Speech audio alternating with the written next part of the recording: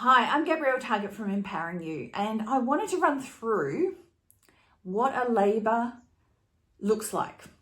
So in terms of the stages and what you can be doing and the actual purpose of the stage. So let's start with the warm-up. Now, I know this looks like a bit of a red hot mess, but this is actually how I teach my childbirth education. So let me run through with you what it is you really need to know about labour in a nutshell. So we've got the warm-up stage first. So what's actually your purpose of your warm-up? Do you even know? So this is really important that you understand the concept of warm-up. So it's to prepare yourself mentally, physically, and emotionally for what's to come. So the contractions might be all over the place, 10 minutes apart, 5 minutes apart, 20 minutes apart. They could be maybe one every hour for a few hours. So they can be any combinational formula. So not one size fits all here. And every labour you have will be different as well. So the most important thing to know is that you will have some type of sensation. Like a lot of women have a menstrual period type sensation to begin their warm-up labour. So the purpose of it is, as I said, to prepare you mentally, physically, emotionally. But it's also to efface your cervix, to get your cervix paper thin, from this thick consistency to paper thin. Now, your body might do it in the weeks leading up as well to your labour beginning. So there's no rhyme or reason with anything that I'm telling you, except that this is an overview of possibilities of what could happen for you. But it might be different to this as well. So you might do your warm-up for 2 weeks or 3 weeks leading up with menstrual period sensations every single day leading up to your labour beginning. Or you might do it all on the same day or night. Again, it might vary.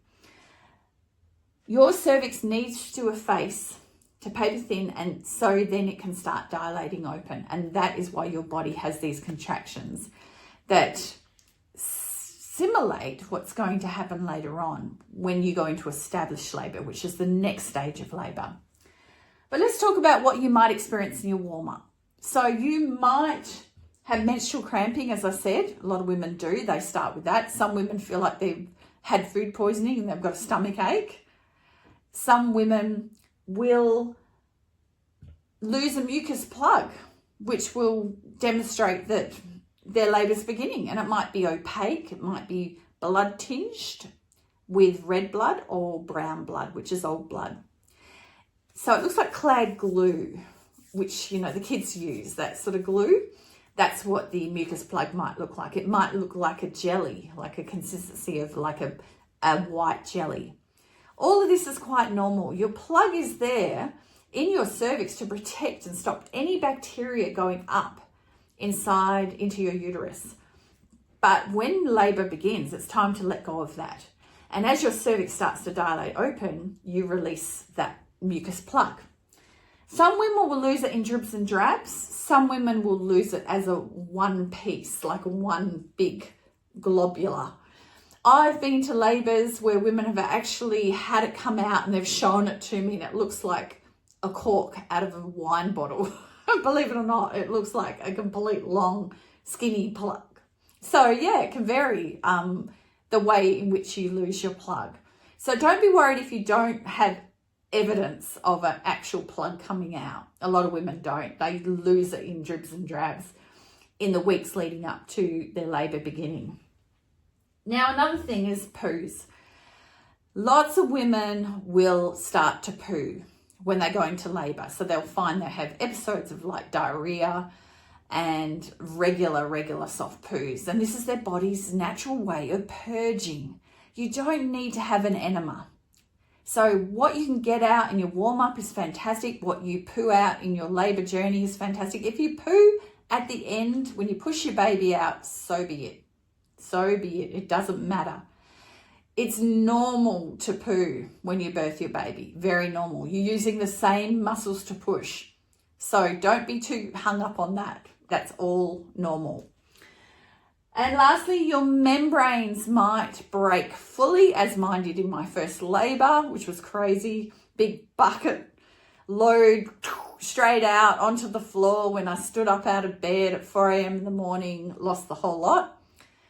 But my second and third baby were born in the caul with their membranes around their body, which is very unusual. But both of my boys had the membranes intact in water births, in the water, and they burst them themselves. Now, the other thing that can happen is you get a slight little nick in your membranes and you constantly trickle your amniotic fluid throughout your labor, which can be very annoying. So you need to make sure you've got a pair of those pull-up adult nappies, which can hold all the amniotic fluid that you're going to leak, so you don't leak it all over your house and furniture when you're laboring. So there's a tip for you there. So those are the things that you might experience to tell you that you've gone into warm-up labor. All right, so they're the things to look out for. Now, what are you going to do during this warm-up labor? Well, you've got choices. You can sleep the small stuff. So if you're tired and it's 3 a.m. in the morning, just sleep. When I went into labor for my first labor, my membranes broke at 4 a.m. I put a towel between my legs and I slept to 7 a.m. because I was tired.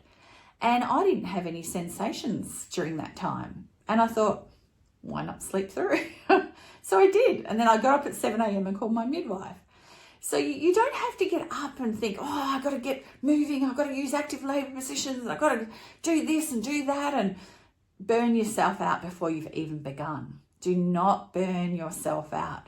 Let go, breathe, surrender, tune into your intuition as a labouring woman.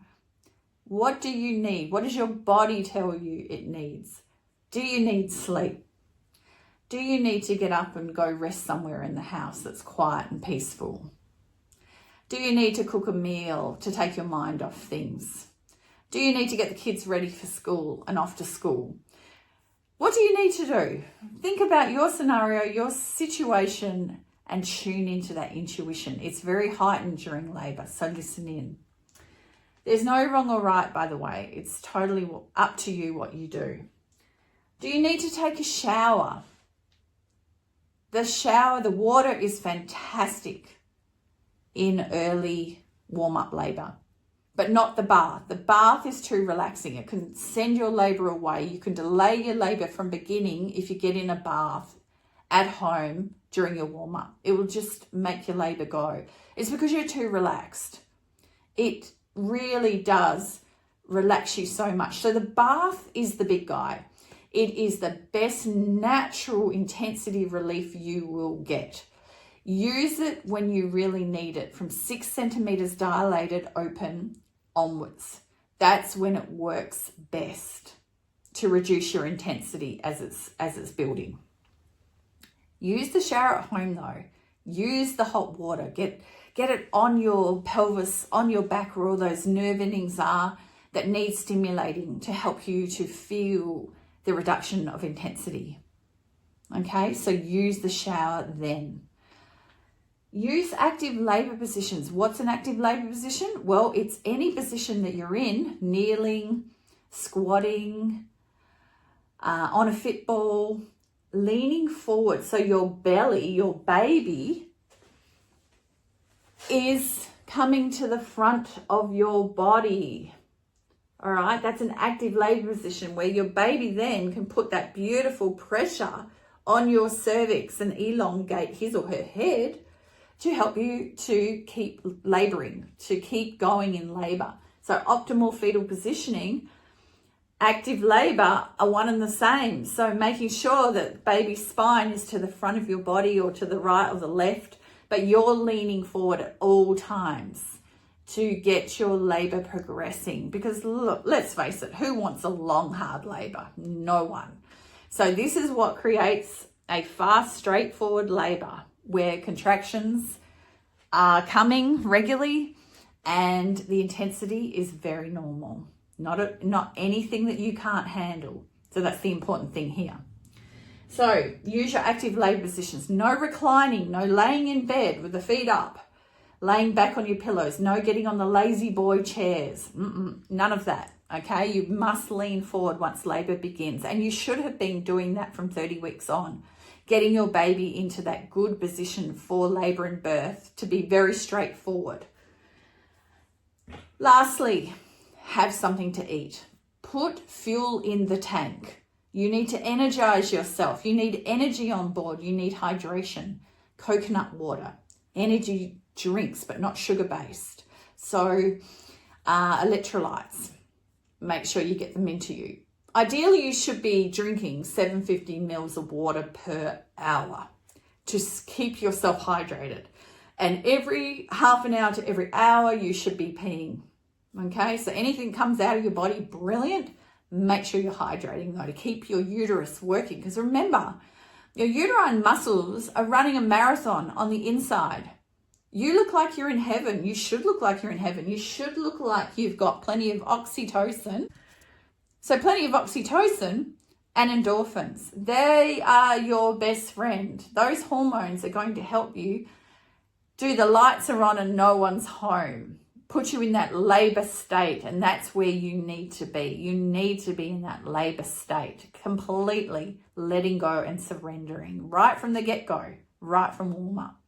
They are your best friend. They're going to help you to surrender to the waves of intensity that come and go. Now, in warm-up, they're very mild and doable. But when you go into this next stage, established labor, that's when it's game on. And your contraction should be lasting 60 to 90 seconds. But the good news is that you get 2 to 4 minutes break. What are you going to do with that time? Well, it's called rest and recovery.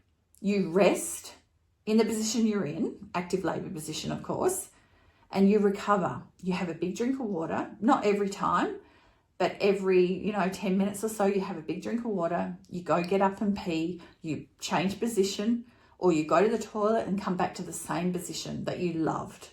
So going always to your active labor positions that you've already pre-deemed that you're going to use prior to your labor beginning. And I'll release a video on all those positions that you can use around your house. And then you're going to replicate those when you go to your place of birth in the hospital or birthing facility, wherever you're going. So active labor positions are essential to keep using throughout your whole labor, and try and avoid getting in the bed and reclining, because that is not going to do your body any favors, or your baby's positioning, which can then go to posterior, which makes for the long, hard labor because it's back labor. And the baby can't mold his or her head down onto your cervix to help labor progress. So be mindful of that. So ideally in established labor, again, we use all the active labor positions that you have already established. So they could be anywhere in the house. My number one active labor position that my clients use is sitting on their football, leaning on their dining room table with 2 pillows and resting their head. So they're in that beautiful reclined position. And keeping the baby tracking down onto that cervix beautifully. So that's a lovely position you can sit in and rest, and you can rock on your football, move your pelvis, and it's very comfortable. Second to that is standing up, leaning forward over a bench top, although you can get tired in your legs doing that. So the next one to that is setting yourself up in a beanbag or on your couch. But as I said, I will show you a video of all those active labor positions because they are really fundamentally important that you do throughout your labor. Now, established labor. So this is the hard yards part of labor, the labor journey. You are deemed to be in established labor when you're 4 centimeters plus in dilation of your cervix. Now, how are you going to know that?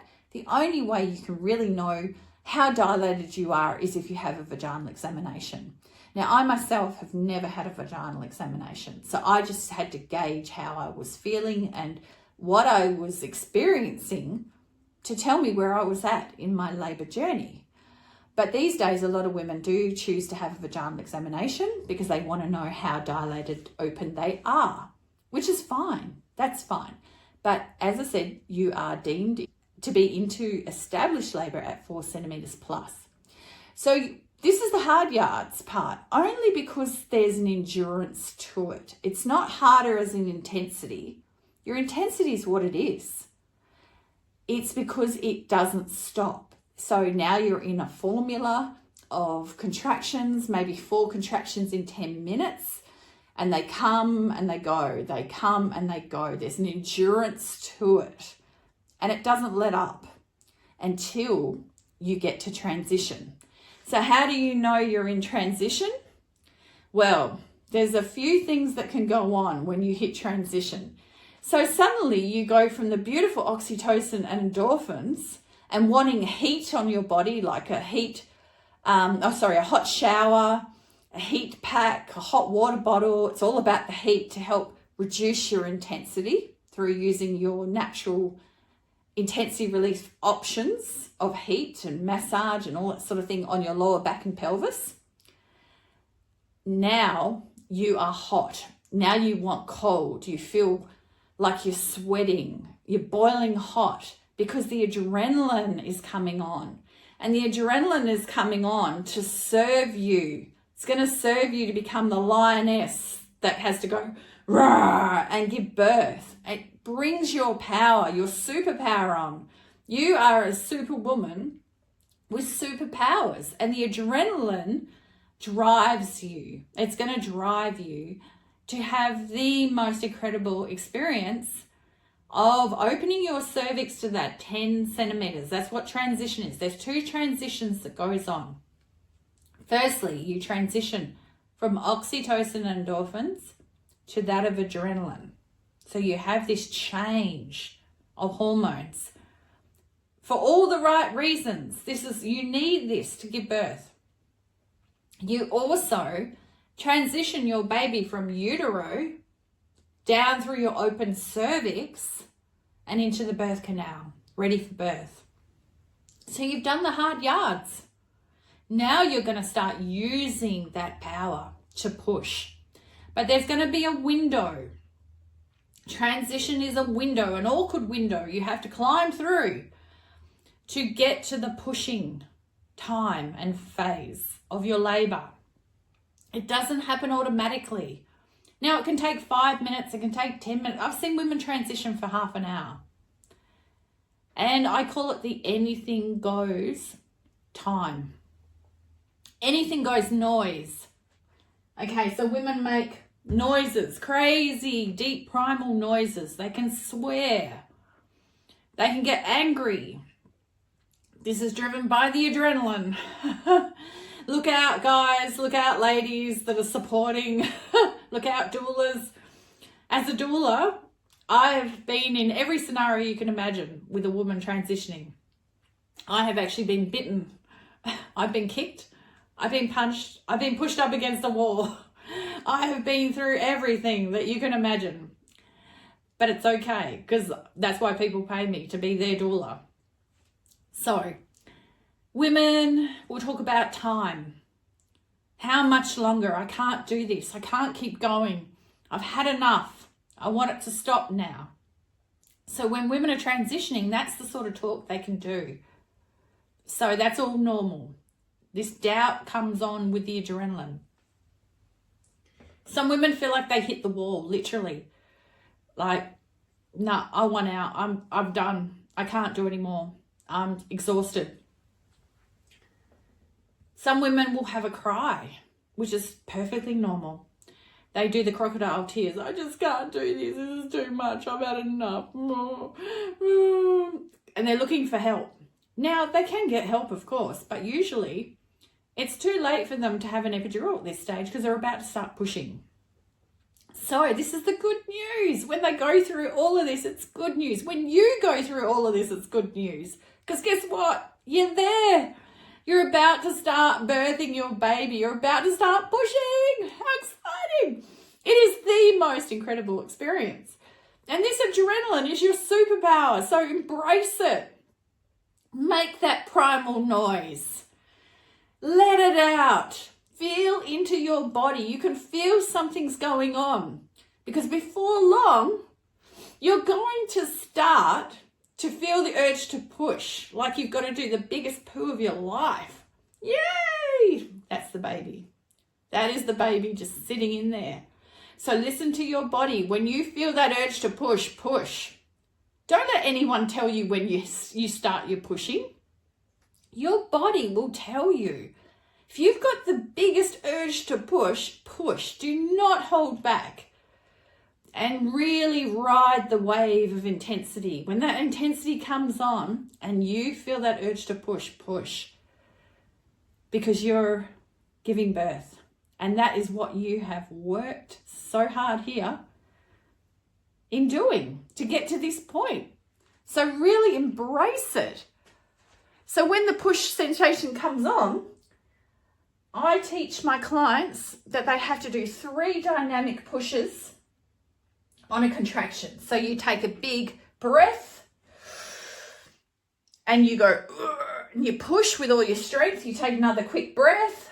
You push again, holding long and strong for 6 seconds if you can.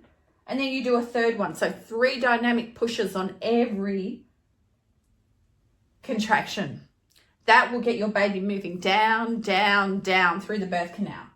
The only time that you stop doing this is when the contraction's finished and you get your rest and recovery, which is fundamentally important because you need it. You've got so much adrenaline going on. You need to have that break. Might be when you have a sip of your energy drink.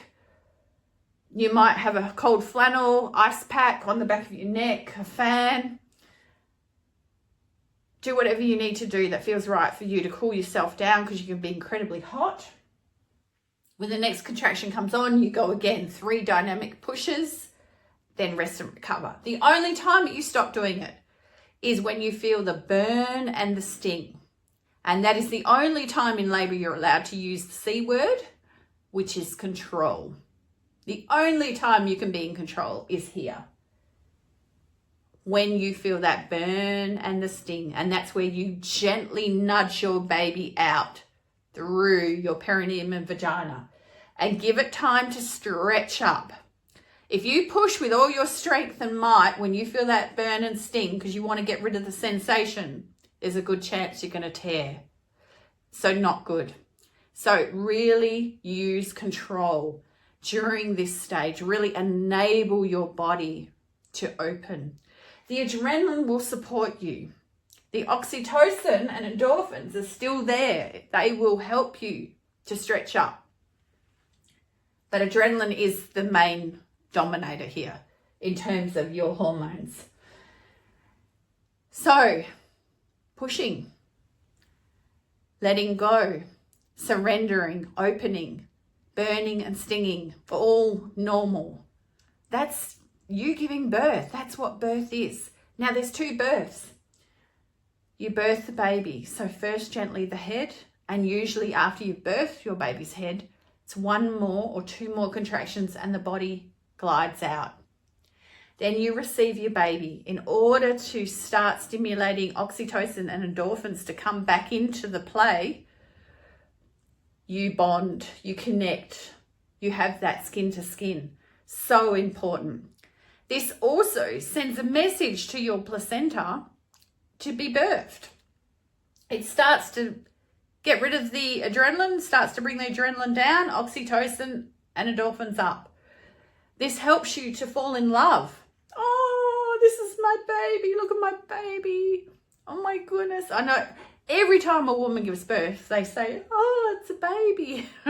I did. I don't know what else I thought it was going to be, but it was a baby. It helps you to bond. It's so important, this bonding. It also sends a reflex to your uterus to start contracting again, to release your placenta. So it actually serves a purpose. It also sends a message to your breasts for colostrum release so that you have letdown if you're going to breastfeed. So it serves a lot of purposes doing this skin to skin and having that beautiful connection with your baby. So I can't stress enough how important this is, this moment at the end where you hold your baby for the very first time. And then your placenta comes out like a soft, wet jellyfish. And that's what it feels like. It's all soft and oozy and it just comes away and it's the most incredible, weird feeling. But it's necessary because it officially concludes your labour journey. So that, in a nutshell, is what labour and birth is about. That's it. That's the key right there.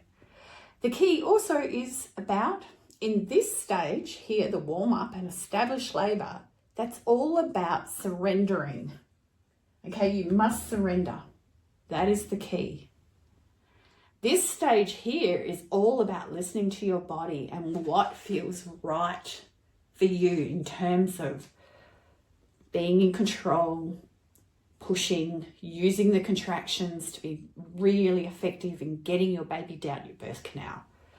And then the control when you push your baby through your vagina and perineum so that you don't tear. So I hope this has been useful. This is so important to know this information.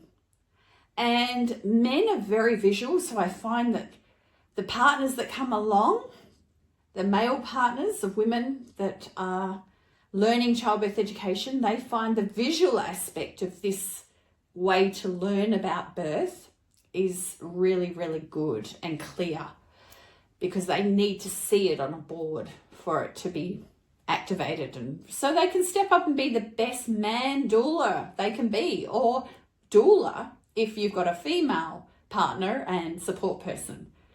So either or. You need to train your people up to be there for you, because they need to know your birth wants and needs. So this is just about the labour journey. I will be releasing a YouTube video about your labour, birth wants and needs as well, and how to train up your support people to be everything you need them to be, because that's fundamentally important as well. Please subscribe below. Please give me the thumbs up if you've enjoyed this. I am here to help couples and women create a labour of love. I have 28 years experience as a doula. I've attended over 450 births. I teach childbirth education. I'm a hypnosis practitioner. I believe in the power of the mind. So fundamentally important that you visualize your birth prior to it happening, and you really put out for what you want and you need, and create that birth you want and desire. That's what I'm here to help you do. So if this is something that interests you and you think you'd like some one-on-one training with me, some coaching, I can certainly help you with that. I hope you've enjoyed this. Thank you very much for listening.